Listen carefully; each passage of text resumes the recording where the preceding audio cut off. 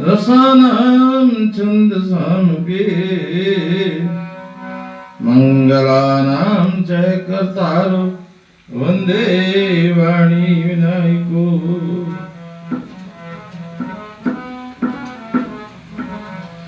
भवानी शंकरो वंदे श्रद्धा विश्वास रूपणो याभ्यां विना न पश्यन्ते सिद्धा स्वान्तष्टमी शरम्।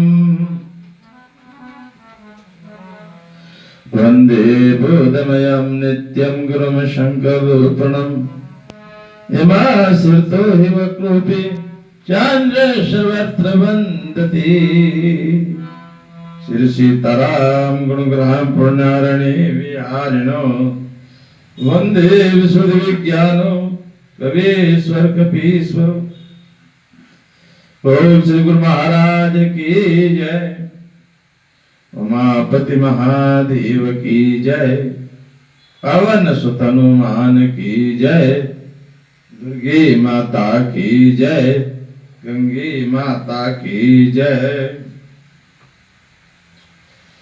परम श्रद्धेय कल्याण की भागी आत्माओं माताओं बहनों व सभी प्रभु प्रेमी भक्तजनों,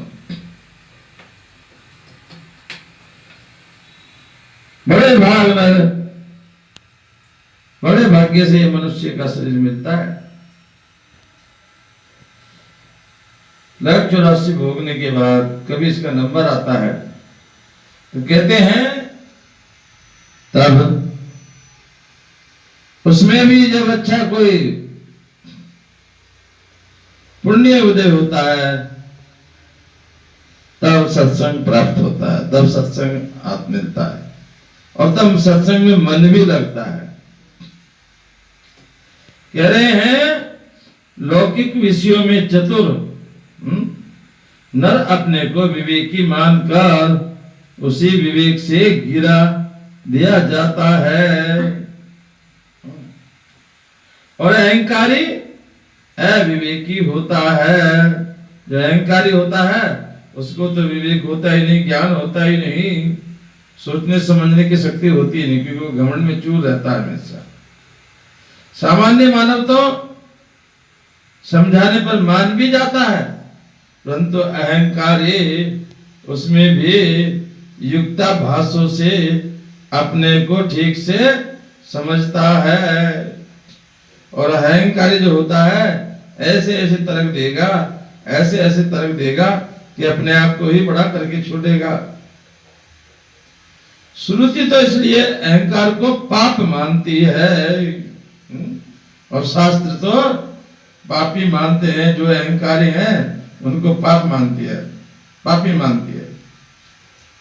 कह रहे अतिमान हार का मुख है, ऐसा यजुर्वेद बताता है। अहंकार वास्तविकता पर पर्दा डाल देता है, बलात् उल्टे रास्ते में भी डाल देता है। बहुत समझने की बात है। अहंकार जब किसको घमंड हो जाता है, अहंकार हो जाता है, मैं ही श्रेष्ठ हूं, मैं ही ज्यादा जानता हूं, मैं ही बुद्धिमान हूं, मैं जो करता हूं वह सही है, ऐसा जब सोचता है आदमी अहंकारी, तो वास्तविकता अर्थात जो सच्चाई होती है उस पे वो पर्दा डाल देता है और उल्टे रास्ते में ही चल पड़ता है। सुबुद्धि प्रेरणा भी करे तो अहंकार रुकावट डाल देता है। अहंकारी को यदि कोई समझाना चाहे, सद्बुद्धि देना भी चाहे,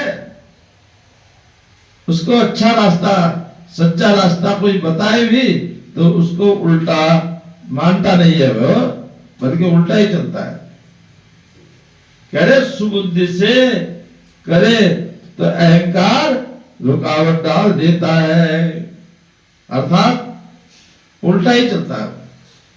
आत्मज्ञान दुर्लभ हो जाता है, अहंकार प्रयत्न पूर्वक बुद्धि के निर्णय में बाधा डाल देता है। अतः गुरु के जगाने पर भी जागता है स्वयं नहीं जाग पाता, लेकिन यदि उसको गुरु ठीक से समझाए जगाए तो जग भी सकता है। और एक बार जग जाने पर तो जन्म मरण वासना अज्ञान विकार है, एक बार यदि जाग गया ना तो कह रहे हैं जन्म मरण वासना अज्ञान विकार आदि सभी से रहित हो जाता है, यदि गुरु की आज्ञा का पालन करे। और गुरु जब जगाता है, गुरु जब ज्ञान देता है, गुरु जब समझाता है, उसको समझ ले तो फिर जन्म मरण वासना अज्ञान जितने भी विकार हैं सबसे पीछा छूट जाता है। पर जगाने के पूर्व अविवेकी अज्ञानी जो होता है उसका अज्ञान का प्रभाव चलता ही रहता है, इसलिए बंधन की गांठ और भी उलझती जाती है। वस्तुतः यही मरण प्राण वियोग को सामान्य जन मृत्यु मानते हैं। परंतु सनत कुमार ब्रह्मनिष्ठ में परमात्मा को ही मृत्यु मानते हैं। अज्ञान ने तुम्हारे प्रमाद के कारण ही तुम्हारे संबंधियों को भी शत्रु बनाकर तुम्हें सब प्रकार से गुलाम बना रखा है। प्रमाद छूटा तो विवेक जागृत होने का साधन मिल जाएगा, और विवेक जगा तो सने सने मुक्ति तक अवश्य पहुंचोगी। सबसे पहला आलस्य प्रमाद छूटना चाहिए, और प्रमाद आलस्य छूट गया तो फिर विवेक अर्थात ज्ञान जागृत हो जाएगा।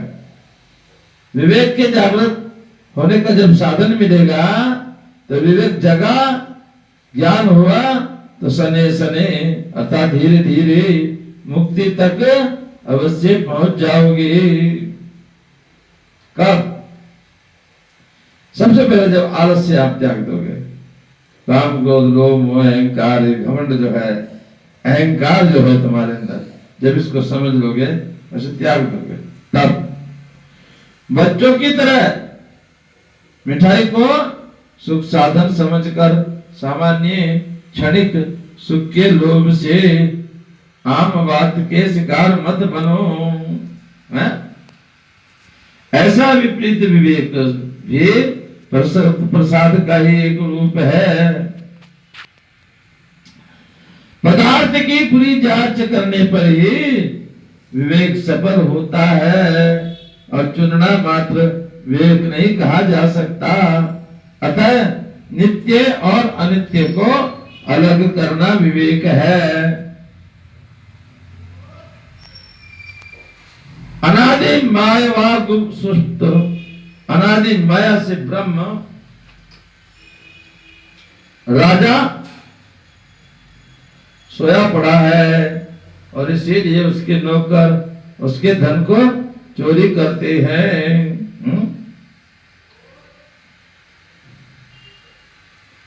आचार्यों ने इस विषय में दृष्टांत दिया है कि राजा अभीक का एक मंत्री राजा अभीक को एक दिन जंगल में घुमाने ले गया, और वहां पर स्वपनवश श्रृंगार रो रहे थे। स्वभाव से वहां पे श्रृंगार ये दौड़ रहे थे। तो राजा के जिज्ञासा करने पर रहने के लिए मकानों की प्रार्थना करना रोने का हेतु बताया गया। प्रमादी होने के कारण विचार बिना किए ही राज्य कोष से उसके मकानों की व्यवस्था का आदेश अभीक ने दे दिया।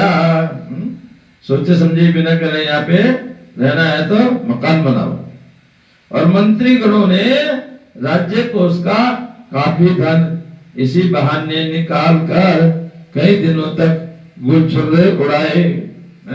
मकान वकान कुछ नहीं बनाया, राजा को मूर्ख बना दिया, और उनका धन बहुत धन निकाल करके ऐसे ही उसको उड़ाते रहे। लेकिन पुनः एक बार राजा को वहीं ले गए। राजा ने आश्चर्य से पूछा, क्या मकान अभी नहीं बने हैं? तो मंत्री ने कहा, जब भी बार अन्न क्षेत्र की व्यवस्था की प्रार्थना कर रहे हैं, क्योंकि वो तो फिर भी रो रहे थे। गिद्धार तो राजा ने कहा, ये अब क्यों रो रहे हैं? इनको मकान बनाने के लिए तो हमने पैसा दिया था, आपने मकान नहीं बनवाए क्या? कहते मकान तो बना दिए, लेकिन अब ये अन्न क्षेत्र की व्यवस्था की प्रार्थना कर रहे हैं। राजा ने इसका भी आदेश दे दिया। राजा ने कहा था अन्न क्षेत्र यहाँ पे चालू किया जाए, भोजन की व्यवस्था वर्ष भर तक किया जाए, और समय पर राजकोष, ऐसे करते करते समय पर राजकोष ही रिक्त हो गया। राजा के कोष में, राजा के यहाँ कोई धन ही नहीं बचा। और राजा को उदास देख करके कारण पता लगा। रानी ने पिता से सहायता की, याचना की, और पिता ऐश्वर्य के साथ विवेकी भी था। जब राजा को उदास देखा तो उसकी पत्नी ने अपने पिता से कहा, क्या आप जरा देखो ये क्यों उदास है, क्या कारण है? उदास थे क्योंकि उसका सारा धन खत्म हो गया। चापलूस मंत्री ने सब उसका धन ठग लिया। तब सोचा, जमाता के विशाल धनराशि की हानि का कारण जानना चाहिए। और उनके जो ससुर थे राजा के, उन्होंने देखा कि देखता हूं कौन सा कारण है, किस लिए इनका जो धन है नष्ट हो गया है। प्रबंध की न्यूनता को जाने बिना सहायता देने से तो कुबेर का कोष भी अपर्याप्त है। यदि किसी को प्रबंध नहीं करना आता, किसी मूर्ख के हाथ में धन दे दो तो उसको भी खत्म कर देगा।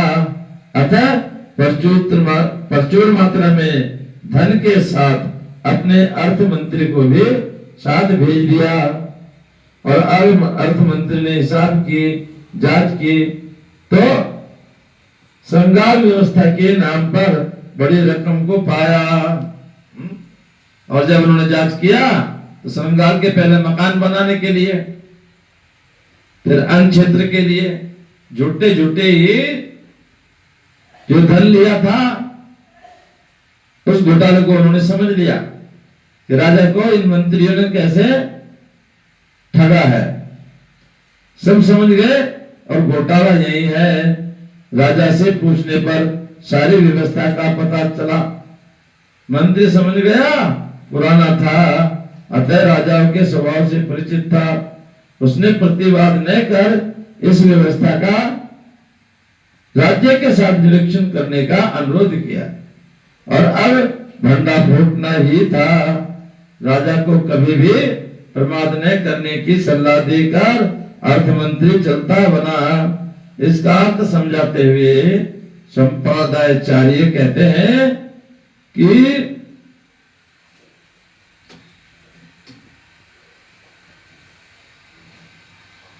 ही राजा है और इंद्रिय ही मंत्री हैं।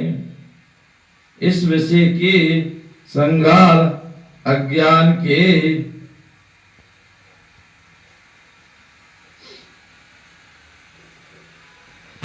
मंदाधिकार में इंद्रियों आत्मा को विषय सन्निधि में ले जाकर विषय प्रवृत्ति द्वारा उसके आनंद को लूटती रहती हैं। आत्मा का आनंद विषय के नाम पर पढ़कर इंद्रियों को सुखी करता रहता है।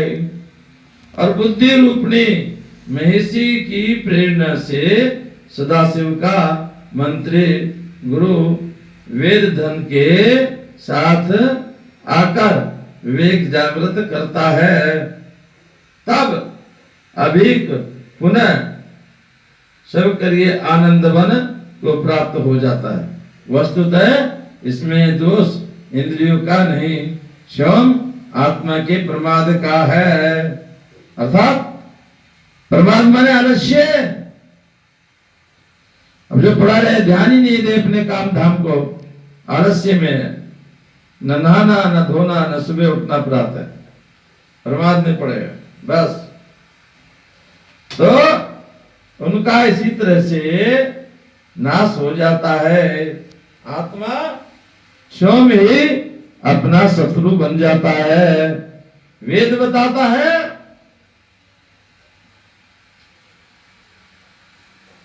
अल्प प्रज्ञा वाले बहिर्गत विषयों के पीछे दौड़ते हैं, अतः मृत्यु के सर्वत्र व्यापक पास में पढ़ते रहते हैं।